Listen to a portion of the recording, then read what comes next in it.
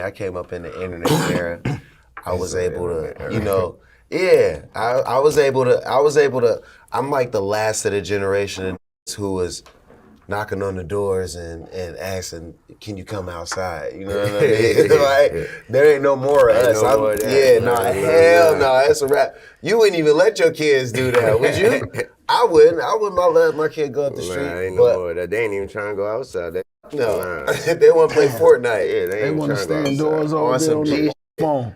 I'm the last of them. Exactly. But I seen it on some shit where I was going to the, you know, the boutiques or the barbershop and still buying mixtapes. And you know what I mean? When this was writing their flows, DVDs, eras, and all of that shit. Was you dope. know what I mean? That was dope. That was dope. That's what raised me, and that's what put me in a position to be able to still have the integrity of music, but know where the money's at as well.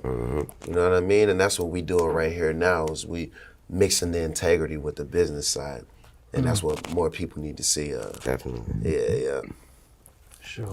And when you speak of business, it's only right. How involved as artists should we be on our business side? I'm speaking music as well as outside of music. Yeah. Because we know when you generating paper, we know how to go on a run and make a dub right quick, 30 right quick, you know what I'm saying? Right. How involved should we be when it's time to make another play? Out, you know what I'm saying? I think we've all experienced our biggest success when we've been the most hands-on. Like, we've seen a lot of who was like, oh, handle this, and we tried that. Yeah, that don't work for us. That's the most convenient, because when you're ripping and running, for one, majority of the time you're making an investment in something you really don't have knowledge of, other than the fact it's the homie came to you with the play. Right. But it's the play, boom, boom, Trust boom. is everything. Trust is everything in business. And going back to the hands-on, when people see you hands-on, they're going to respect it even more. You know what I'm saying? So, you know what I mean? Like, and especially, you know, we blessed to do things that we want to do. And I encourage anybody to do anything in business to love it so you could put that extra grind work because you love it. And then it'll pay off bigger than ever because you love it. You know what I'm saying? Sometimes, you know, if you think about it in business, sometimes that, you know, you got to do things you might not be in love with, but just to fund the business that you want to be in love with. So, you know, we want to encourage everybody to be self-made and at the same time encourage everybody, yo, sometimes you got to hustle to fund what you love. You know what I'm saying? I think that's important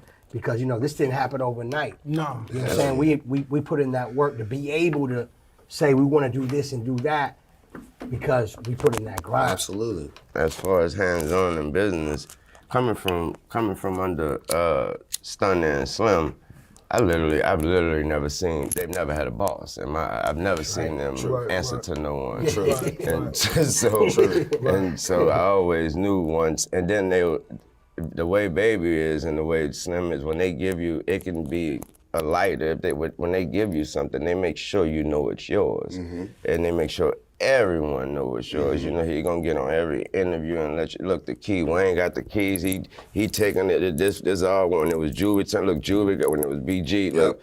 And so that way, you already knew if you was to follow the program and get and do the things you're supposed to do, you know that I'm gonna become my own boss one day, my damn self. Absolutely.